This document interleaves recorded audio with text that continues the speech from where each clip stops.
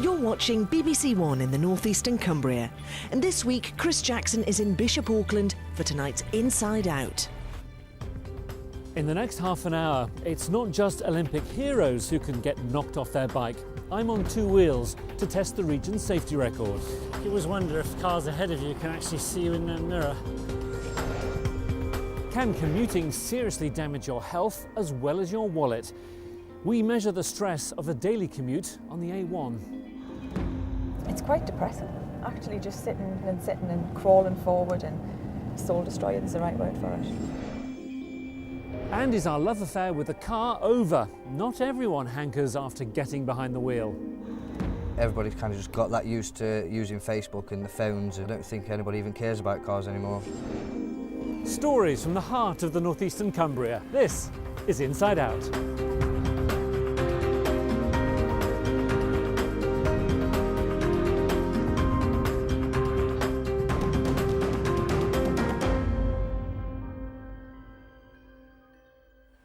It's called the A1 for a reason, Britain's primary route. Although if you use it, you might not think so, especially on Tyneside, where we've spent a week giving it a road test to see if it's curbing our health and wealth. Time, money. Two things most of us don't have enough of. The A1 robs us of both. Suzanne Tate uses it every working day. It's Monday morning.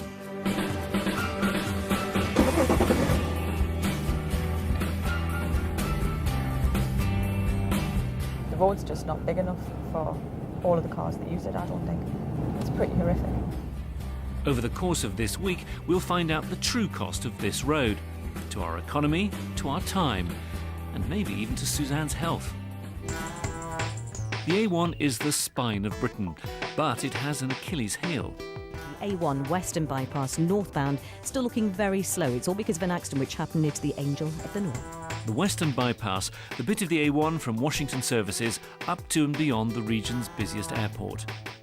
You are going to be stuck on the A1. It's almost like an apathy. Oh, here we go. You've got to add extra time because you've got to use that A1 Western Bypass. Suzanne Tate does the trip every day from her home in County Durham to the office. If traffic was flowing, it should take 40 minutes. In rush hour, it's generally more than an hour. It's quite depressing, actually, just sitting and crawling forward, and all the people joining in and leaving in the slip roads. It really, I don't know, probably soul destroying is the right word for it. I wonder whether I should live somewhere else or whether I should work somewhere else, but I don't really want to do either of those things. For this week, Suzanne has agreed to be our guinea pig. We've asked her to see how long every journey to and from work takes. Much of her free time gets vaporised on the A1. It impacts on a lot of things. My sister's just had a baby. It impacts on the time I could spend with her because I don't get home till late, so it's probably past the baby's bedtime by the time I could be able to go around and see her. We're also wanting to dig a little deeper to see if the commute is even affecting her health. We're using technology to monitor Suzanne's every move.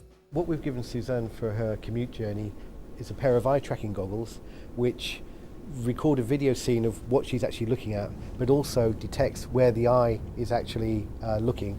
The other piece of equipment we've given her is a bio belt, and that will measure breathing rate and heart rate, and from that we can extrapolate some assessment to when she's in stressful situations.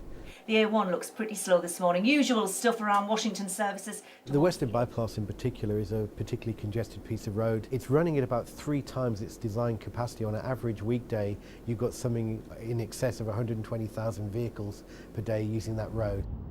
A Newcastle Universities study warned it was not fit for purpose even before it was opened in 1990, let alone now. It's possible to work out how much money congestion on the A1 costs Tyneside.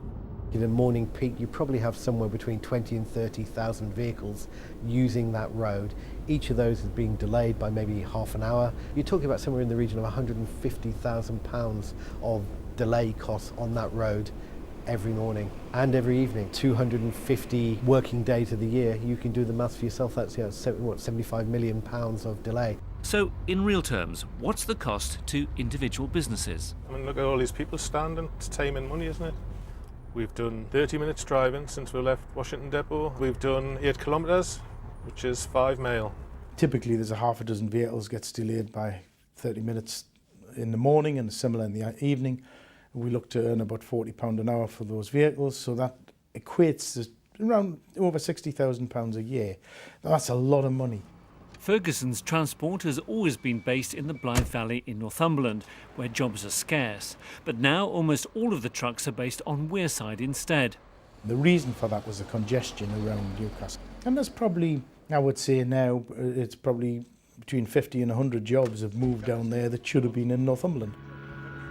Over in Gateshead, the A1 is vital for Team Valley businesses. But because it doesn't really flow, it may be stifling the economy there too. John Seeger works for UK Land Estates, which owns most of Team Valley.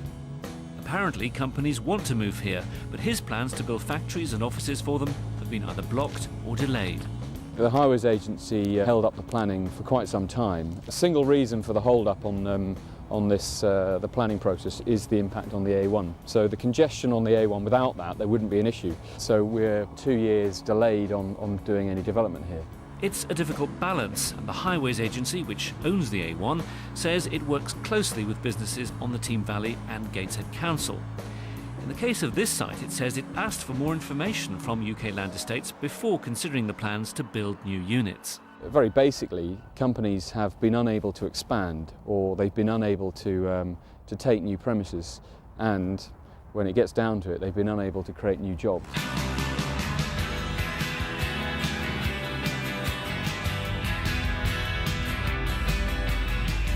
We're nearly at Washington Services now, and we've slowed down quite a lot. We're doing about 15 miles an hour. This is pretty standard. Suzanne is wired up to see if the commute is affecting her stress levels. I don't feel particularly stressed sitting in traffic jams. That's more sort of downheartening. The bits when it goes from 3 lanes into 2, and you get people roaring up in the 3rd lane and pushing in the last minute, that you can see accidents just about to happen, and that is quite stressful. We've witnessed what looks to be a 3-vehicle RTC. We just turned the 1679 to attend to it. When this condition's wet, yes, the solution is a bigger gap. Absolutely. Just a moment of lapse of concentration, driving a bit too close, driver error, that's all we can put it down to. This Wednesday morning alone, Steve Mordew's dealt with 4 incidents, 2 of them multi-vehicle crashes. If there's an accident, it causes huge delays, not just for the main commuters on the A1, but the feeder roads as well. So, what's the solution? Ask most people who've been stuck on the road, and they'll give the same answer. More lanes. Definitely, I think we should have 3 lanes. I think it should have been made into a 3-lane. Yeah, well, it wouldn't hurt, would it, another lane? That's not realistic right now. The government's not even due to look at this stretch of the A1 until 2015. Gateshead Council's pushing its idea for a solution. A small local road to divert Lobley Hill traffic off the A1. The council says it won't cost nearly as much. We've got a £75 million project, which is peanuts. It sounds like a lot to most people, but it's peanuts. That's actually a project that could make an impact right now and could be done within 2 years, we think. It's a matter of fact that when the government hands out cash for road improvements, the North East doesn't get its fair share. We understand that the Department of Transport's plans for the future, in terms of spending, are £5 per capita for people up here in the north, and wait for it, £2,700 per capita down in London in the southeast. But I think that reflects what's been spent in the past as well. That clearly isn't fair.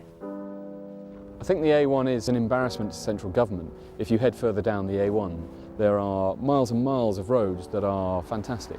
You reach a barrier, you sort of seem to get to the northeast. The big question mark is why and where did the investment finish? Friday, results day. We've been monitoring Suzanne Tate's breathing, her heart rate and her eye movements to see if her commute up the A1 has an effect on her health. This is the results of what we've taken from your journeys.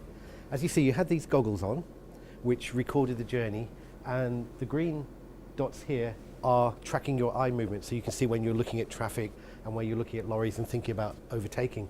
I think this is leading up to Washington Services. Here, you have to slow down quite a lot. You see your speed has dropped, but it's creating some increase in your heart rate, going up to about 115, 120. Right. And another area where you said that you really don't like on your journey is around the Angel of the North. That's right, yeah. Here, Suzanne's heart rate and breathing rates shoot up again. Where traffic merges and bunches up, the data shows she's under pressure. I find that quite stressful because they will cut in at the last minute. You're looking at so many different objects at the same time, checking the vehicles on the right and the left and the headway in front, that it must be quite a stressful thing to do on a daily basis. Yeah. And that's there every single day. Yes. That congestion. That's pretty normal. So making constant decisions in heavy traffic significantly affects Suzanne's body. It may not be a health risk to her, but still it places unnecessary strain on her heart. This was a normal working week. We asked Newcastle's Urban Traffic Management Control to collect data for us. It suggests that over our week there were 28,000 hours of delays during the rush hour periods alone. According to the government's figures on the business cost of congestion, it left the North East up to £810,000 out of pocket. But perhaps the greatest cost of all is lost time. It's taken 11 hours 42 minutes this week to travel to work, so that's about 5 hours per week longer than it should take. I could have been working, I could have been sleeping, or I could have been at the gym or doing things with my family. Lots of things really, lots of things that would be more useful than sitting in the car.